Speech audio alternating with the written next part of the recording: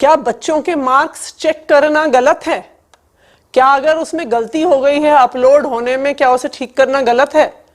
क्या बच्चों का कंपार्टमेंट का एग्जाम लेना गलत है? अगर ये सब चीजें गलत हैं जी तो फिर हम दोषी हैं। इस देश का हर स्कूल और स्कूलिंग सिस्टम दोषी है, सीबीएसई दोषी है, इस देश की हर यूनिवर्सिटी दोषी है, क्योंकि ये प्रक्रिया के मार्क्स की रीचेकिंग और उसके बाद कंपार्टमेंट एग्जाम करना, ये एक टेक्निकल प्रोसीजर है जो हर स्कूलिंग सिस्टम और हर यूनिवर्सिटी सिस्टम में हमेशा से होता आया है।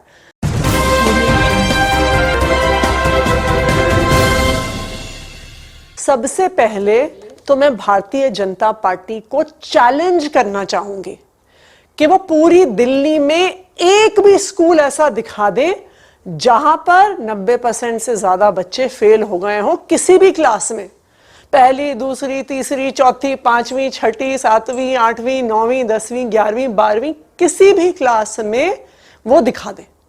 भारतीय जनता पार्टी के नेता सरासर झूठ बोलते हैं, झूठे आरोप लगाते हैं। खुद तो उन्हें अपने शासित राज्यों में सरकारी स्कूल ठीक करने नहीं है, स्कूलों को टिन शेड में चलाते हैं, बच्चों की पढ़ने की व्यवस्था नहीं है। और जहां पर दिल्ली सरकार, अरविंद केजरीवाल की सरकार दिल्ली के बच्चों को शानदार शिक्षा देने के लिए काम कर रही है, जहां पे अरविंद केजरीवाल की सरकार में बच्चे प्राइवेट स्कूल छोड़ छोड़कर सरकारी स्कूल में आ रहे हैं, वहां पर भारतीय जनता पार्टी के पास झूठे आरोप लगाने के अलावा कोई काम नहीं है। क्या रिवैल्यूएशन के लिए बोला गया है डीओई की तरफ से शिक्षकों को? देखिए, भारतीय जनता पार्टी की समस्या क्या है कि अगर उनके नेता पढ़े लिखे होते तो वो जो सरकारी ऑर्डर है उनको पढ़ पाते, उनको समझ पाते। पर हमें भी पता है, आपको भी पता है कि भारतीय जनता पार्टी के नेता कितने पढ़े लिखे हैं। अगर उन्होंने आदेश पढ़ा होता तो वो सिंपल एक रीचेकिंग का प्रोसेस है जो हर साल होता है, क्योंकि बच्चों की एग्जाम्स की प्रक्रिया में मार्क्स उनकी कॉपी से रजिस्टर से ऑनलाइन अपलोड किए जाते हैं।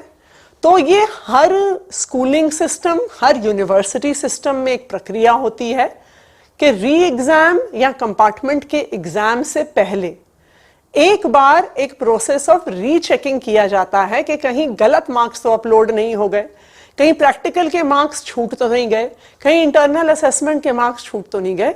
और ये प्रक्रिया हमेशा से दिल्ली के सरकारी स्कूलों में चलती रही है।